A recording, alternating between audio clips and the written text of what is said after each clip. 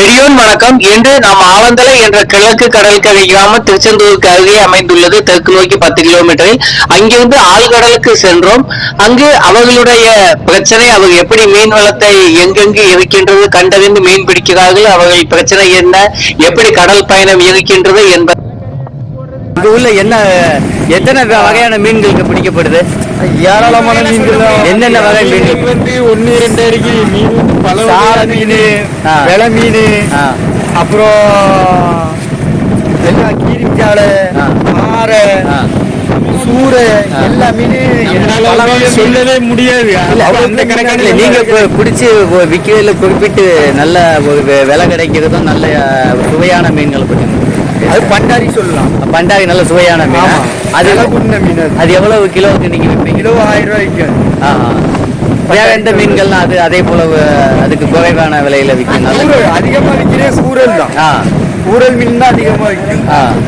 அதாவது அந்த மீன் வந்து பல்ல இருக்குல்ல, பல்லையை எடுத்து கடலை வச்சு அறுத்துருவாங்க. அந்த பல்லையை எடுத்து மெடிசனுக்கு போகுது. அது 1 கிலோ வந்து 6 லட்சம் ரூபாய் வரைக்கும் போகும். ஆமா, 10 லட்சம், 8 லட்சம், 7 லட்சம், அந்த அளவுக்குலாம் போகும். அதிகமா போகும். அந்த மீன் தான் கூடுதலா விற்கிற மீன். சரி, மீன் வகையிலேயே கூடுதலா விற்கிற மீன் அந்த மீன். அடுத்து விற்கிறதா வெலை மீன், பாறை, பல வகையான பாறை. அதிகமா கிடைக்கிற மீன் எது? அதிகமா கிடைக்கிற மீன் சாலை தான். அது விலை குறைவா தான் போகும். ஆமா, அதாவது ஒரு வட்டம் வந்து 20 கிலோ இருக்கு. ஒரு வட்டம் கிலோ வந்து ஒரு 200 ரூபா வரைக்கும். அதிகமா விற்கிறாங்க. கிலோ 200 ரூபா வரைக்கும் மேல போகும். எந்தெந்த சீசன்ல என்ன மீன் கிடைக்கும்? அதாவது நாங்க வாடகாலம் சொல்லுவோம்.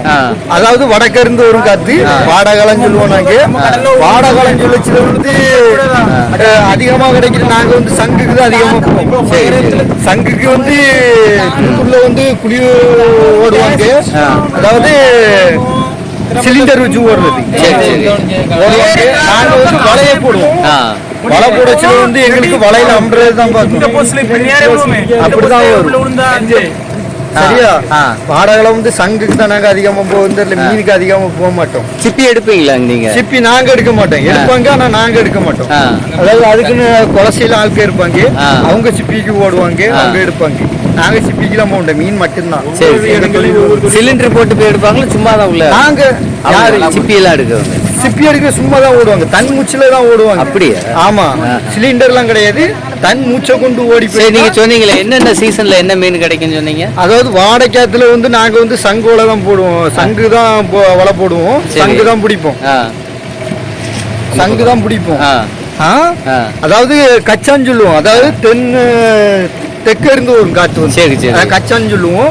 அதுக்கு வந்து வெலை மீன், பாறை, எல்லா மீனுமே வகையான மீனுமே வந்துடும். சரி, அந்த சீசனுக்கு வந்து அதாவது தூத்துக்குள்ள வந்து போட்டு கட்டுவாங்க.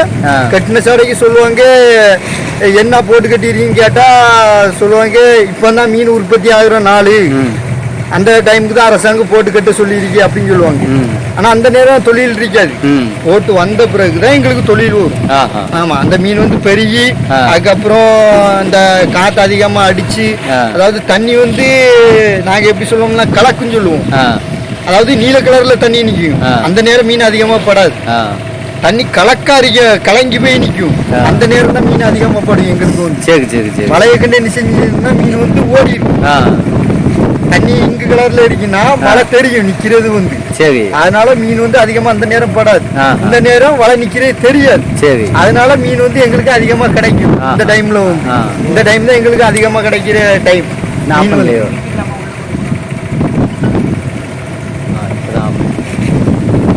மீன் அதிகமா கிடைக்கிற டைம் எங்களுக்கு இப்பதான். சரி சரி, ஆமா. அப்படி சில்லி மீன் சொல்லி ஒண்ணு வந்துருக்கு. அதாவது சில்லி மீன் சொல்லச்சுல வந்து உடம்புல பட்டா புசு புசுன்னு கடிக்கும். நான் உயிருக்கு எந்த ஆபத்தும் வராது. அந்த மீன் இந்த சீசனுக்கு அதிகமா வந்துருக்கு. ஆமா, கடல்ல ஏகவுமே அந்த இதான் கிடக்கு. விற்காது. அதை விற்காது. அதாவது நாங்க முள்ளா இருக்குமே அதா? இல்ல இல்ல இல்ல இல்ல, தண்ணி மாதிரி இருக்கு. தண்ணி மாதிரி. சரி சரி, ஜெல்லி மீன். ஜெல்லி மீன். ஆமா, அந்த மீன் தான் இந்த வருஷம் அதிகமா வந்துருக்கு. ஆமா, நாங்க அதை கடல்ல வச்சு எடுத்து போடுவோம். எடுத்து போட முடியாத சூழ்நிலையில அதிகமா மட்டும் கரைக்க முடியாது. கட்டசாலைக்கு ஒரே தடிப்பா விடும். சரி சரி சரி. ஆமா, தடிப்பா விழுந்துரும், ஒரே சொரிச்சலா. ஆமா சரி சரி. நீங்க எத்தனை வருஷமா கடல்ல மீன் பிடி தொழில் பண்றீங்க? நான் கடலுக்கு போய் வந்து ஒரு 19 வருஷம் வரைக்கும். இப்போ உங்க வயசு என்ன? எனவே இப்போ 32 வயசு. அவங்க எல்லாம் உங்களுக்கு சின்ன பையன்? ஆமா, அவங்கெல்லாம் போய் ஒரு 8 வருஷம் 7 வருஷம் 9 வருஷம் இப்படி இருக்கும். ஆமா, நான் மரம் மரம். உங்க பேர் என்ன சொன்னீங்க? என் பேர் ஆல்பர்ட். அவருக்கு பேரு? அவ பேர் சஞ்சய். அவன் பேர் வந்து உன் பேரு ஜூலியன். அவதான் இன்ஜின் ஓட்டுனாங்க, படகு ஓட்டுனாங்க. சிவாஸ்டன் அவன் பேர். சிவாஸ்டன் அவர். ஆமா, இவன் தம்பி பேரு ஜூலியன். நீங்க எத்தனை வருஷமா வேலை பாக்கீங்க கடல்ல? நான் 4 வருஷம் பெரிய கடலுக்கு. அப்படியா? இது எங்க அப்ப தாத்தா பாட்டா போட்டு எங்க அப்பன் காலத்துல இருந்து இந்த தொழிலே வரோம். மத்தாளுக்கிழ மாதிரி வெளியே கிளம்புறது இல்ல. இந்த மீனவ தொழில விட்டுட்டு நம்ம எங்க போகணும்? ஒருத்தனுக்கு அடிமையா வேலை பார்க்கறது எங்களுக்கு வேற தொழில் தெரியாது. இப்ப நம்ம 5 லட்சம் 10 லட்சம் கட்டினாலும் வேற யார்ட்டையும் அடிமையா தான் வேலை பார்க்கணும். இது நம்ம தொழில். அதனால இதுலயே நம்ம வாழ்வா சாவும் இந்த தொழிலோட இருந்துடலாம். நம்ம இஷ்டம் தான். நம்ம போகணுமா போகணும், மீன் பிடிக்கணுமா பிடிக்கணும், வீட்டுல தூங்கணுமா தூங்கலாம். அதாவது வேலை பார்க்கல வந்து அவன் சொல்றத நம்ம செய்யணும். இது தேவை. இது தேவை கிடையாது. நம்ம எப்படி இருக்கோம்னா அப்படி இருந்துட்டு போயிட்டே இருக்கலாம். நம்ம தேவையான வேலையை பார்த்துட்டு நம்ம பாட்டுக்கு போயிட்டே இருக்கலாம். அதனால இந்த தொழில் தான் எங்களுக்கு போயிடுச்சு. ஆமா, மற்ற தொழிலுக்கு எது போனாலும் அவனுக்கு நம்ம அடிமை. அதாவது அவங்க எத்தனை வருஷமா நம்ம போய் 4 மாசம் தான் ஆகுது. 4 மாசம் தான் ஆகுது கடல்ல மீன் பிடிக்க பழகியா? ஆமா, கடல்ல. அதாவது நம்ம அப்பா தாத்தா எல்லாரும் போயிருக்காங்க. நம்ம வந்து இப்போதைக்கு இது படிச்சும் நம்ம மெக்கானிக்கல் இன்ஜினியர் முடிச்சிருக்கோம். போனா 18,000 ரூபாய் சம்பளம், 15,000 சம்பளம் சொல்றான். அதுக்கு நம்ம கடல் தொழிலே நம்ம கத்துக்கலான்ட்டு அப்படியே கடல் தொழிலே இறங்கிட்டு. சரி, நல்லது. இப்போ நமக்கு அங்க கிடைக்கிறதோட இங்க வந்து நல்லா தான் இருக்கு. சீசனுக்கு நீங்க தான் முதலாளி. எப்படி? நீங்க தான் முதலாளி உங்க தொழில். அப்படிதான், நம்ம தொழிலுக்கு நம்ம தான் முதலாளி. நம்ம இப்ப கம்பெனில வேலை பார்த்தோம், அவன் சொல்றதை கேட்கணும், அதுக்கு அண்டர் ப்ரெஷரா இருக்கும். இங்க அப்படி இல்லை, நமக்கு கடல் தொழில் தெரிஞ்சனால அப்படியே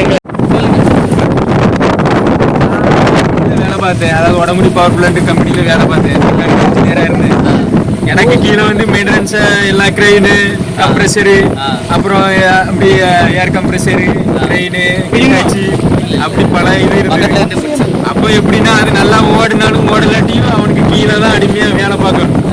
அவன் சொல்றதை செய்யணும், அவன் சொல்றதை எல்லாமே நம்ம பண்ணணும். நமக்கு கீழே வந்து பெரிய அண்டர் ப்ரெஷரா தான் இருக்கும். இப்போ நமக்கு அப்படி கிடையாது, அதுக்கு ஏற்ற சம்பளமும் கிடையாது. நம்ம எவ்வளவு ப்ரெஷர் பண்ணாலும் எவ்வளவு மோட்டிவேஷன் நம்ம வேலை பார்த்தாலும் அதுக்கு ஏற்ற சம்பளம். அதனால வந்து நம்ம தொழிலே இறங்கிட்டேன். உங்களுக்கு தெரியல. இது சொந்த தொழில். நீங்களே வந்திருக்கீங்க, இதுல இருந்து உங்களால நிக்க கூட முடியாது. இத்தனை வருஷம் படிக்க செஞ்சிருக்கீங்க, 4 மாசம் தான் கடலுக்கு வந்துருக்கீங்க. பாருங்க, நல்லா தான் எங்களுக்கு வந்து உடம்பு. அதனால நமக்கு வந்து இந்த தொழில் அப்படிதான் இருக்குங்கிறது முன்னாடியே நமக்கு புரிஞ்சு அறிஞ்சு. அதனால நமக்கு எந்த ஒரு பிரச்சனையும் கிடையாது. மின்சாரம் தயாரிக்க போறாங்க இந்த இடத்துல தான் கப்பல் அணைப்பாங்க. இந்த இடத்துல கப்பல் அணைச்சு நான் அங்கே ட்ரெயின் நிற்கி அது மூலியமா நிலக்கரை எடுத்து போடுவாங்க. இந்த கன்வர் பெல்ட் வழியா நம்ம அங்கே நேராக சிம்மிக்கு போவோம். நம்ம அங்கே கீப் பண்ணி அதுலேருந்து கரண்ட் எடுப்பாங்க. அந்த ப்ராசஸ் தான் நடந்துட்டு இருக்கு. இதனால எங்கள் தொழில் வந்து ரொம்ப பாதிக்கப்படுதுன்னா நாங்கள் வந்து விசைப்படகு கிடையாது, தூரம் போய் கடல் தாண்டி மீன் பிடிக்கிறதுக்கு. நாங்கள் வந்து அன்னாடு ஒரு 4 மணி நேரம் 5 மணி நேரம், அதாவது பக்கத்தில் நாட்புற படகுல போயிட்டு வராங்க. அதனால வந்து எங்களுக்கு இந்த இது வந்தனால இந்த இடத்துல வந்து பார்க்கடல். இந்த கட்டுமான அமைப்பால உங்களுக்கு வந்து தொழில் பாதிக்கப்படும்? ஆமா, கண்டிப்பா பாதிக்கப்படும். இது வந்து பார்க்கடல். என்ன பாதிக்கப்படும்? அதாவது இந்த இடம் ஃபுல்லாவே பார்ல தான் மீன் வந்து சேரும். பார்லாம் பள்ளமா? பள்ளம் கிடையாது, பள்ளம் வந்து மடன்னு சொல்லுவாங்க. பார்னா வந்து நம்ம கீழே உள்ள திட்டுகளா இருக்கும். அந்த திட்டுகள்ல தான் என்ன பண்ணுவோம், மீன்கள் வந்து சேரும். அதுலதான் வந்து வாழிடம் எல்லாமே. அதுக்கு அந்த உங்களுக்கு இந்த இப்ப இருக்க உங்க ஆலந்தலை, மணப்பாடு, அதுக்கு உபகை வகைக்கு உள்ள இடத்துல எந்த இடத்துலலாம் திட்டு இருக்குது? நீ சொல்ல போனா நம்ம கீழிகளும் சொல்றது கிட்டத்தட்ட எங்க இருந்து எங்க வரைக்கும், அதாவது வேம்பாறையிலிருந்து கூடங்குளம் என்று அழைக்கப்படும் இடிந்தகரை வரை உள்ள பகுதியில் 75 கிலோமீட்டர் நீளத்துக்கு இந்த ஒரு மணல் திட்டு உள்ளே கடலில் காணப்படுகின்றது. கரையிலிருந்து நீங்கள் பார்த்தால் கிட்டத்தட்ட 15 கிலோமீட்டர் தொலைவில், அதே போன்று 8 கிலோமீட்டர் தொலைவு வித்தியாசமான தொலைவுகளில் காணப்படுகின்றது. அந்த மணல் திட்டானது சில கிலோமீட்டர் அகலம் கொண்டதாக காணப்படுகின்றது. கடலில் தொடர்ந்து அந்த மணல் திட்டு காணப்படவில்லை. வேம்பூர் திருச்செந்தூருக்கு இடையே ஒரே மணல் திட்டாகவும், அதே போன்று திருச்செந்தூரில் இருந்து மணப்பாடு வரையும், அதே போன்று மணப்பாடியிலிருந்து கூடங்குளம் வரையும் 3 திட்டுகளாக காணப்படுகின்றன. ஆனால் இந்த மலை போன்ற இந்த திட்டானது இடைவெளி மிக குறைவாக இருப்பதால் தொடர்ந்து காணப்படுகின்றது. இந்த திட்டுகளில் தான் அதிகமான மணல், அதாவது மீன்கள் குடியிருக்கின்றன. இந்த பகுதி மன்னார் வளைகுடாவில் மீன்வளம் நிறைந்து இருப்பதற்கு இதுதான் மிக முக்கியமான காரணமாக இருக்கின்றது. பல்லுயிர் பெருக்க ஒரு வாழ்விடமாக கருதப்படுகின்றது. உலகில் உள்ள மிகப்பெரிய மிகப்பெரிய பல்லுயிர் பெருக்க, கடல்வாழ் பல்லுயிர் பெருக்க ஒரு இடத்தில் இதுவும் மிக முக்கியமானதாக கருதப்படுகின்றது. இந்த பகுதியில் உள்ள மீன் வளத்துக்காகத்தான் இந்த பகுதியில் அதிகமான மீனவர்கள் வாழ்ந்து வருகிறார்கள். அதே போன்று முத்து குளித்தலும் இந்த பகுதியில் சிப்பியும் அதிகமாக வளர்கின்றது. அந்த காரணத்தால் சிப்பிகளிலிருந்து எடுக்கப்படும் முத்துகளுக்காக பாண்டிய நாடு மிகப்பெரிய ஒரு பெயர் கொண்ட பகுதியாக காணப்பட்டது. இங்கிருந்து முத்து வியாபாரம் அவர்களுக்கு மிக முக்கியமான ஒரு ஏற்றுமதி பண்டக பொருளாக அந்த காலத்தில் இருந்திருக்கின்றது. அதன் மூலம் அவர்கள் ஏராளமான செல்வங்களை பெற்றிருக்கிறார்கள். ஆகவே இந்த பகுதியானது மிக முக்கியமான ஒரு மன்னார் வளைகுடா, தமிழர்களுக்கு, தமிழ் மீனவர்களுக்கு, அதே போன்று முத்து குளித்தலுக்கு மிக முக்கியமான பகுதியாக அந்த காலத்திலேயே இருந்திருக்கின்றது. தூத்துக்குடியும் இந்த கடற்கரையில் தான் அமைந்திருக்கின்றது. ஆகவே மிக முக்கியமான கடற்கரையில் நாம் இப்பொழுது நின்று கொண்டிருக்கின்றோம்.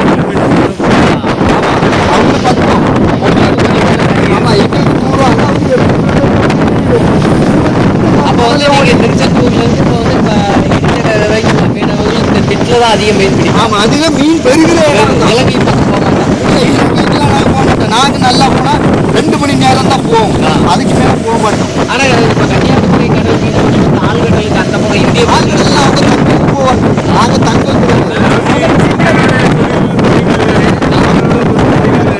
சிப்பி பிடிக்கிறவங்க இருக்காங்க, நண்டு பிடிக்கிறவங்க இருக்காங்க, முத்து பிடிக்கிறவங்க இருக்காங்க.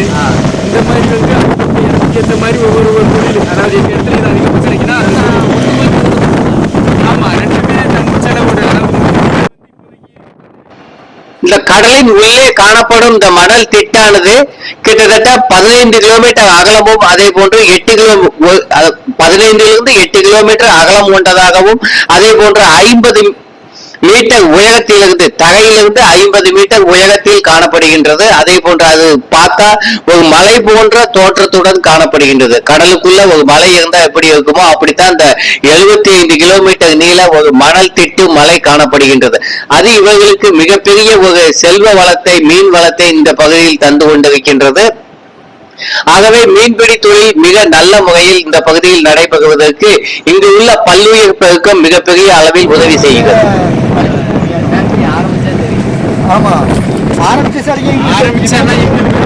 ரொம்ப பெரிய பாதிப்பு தான்.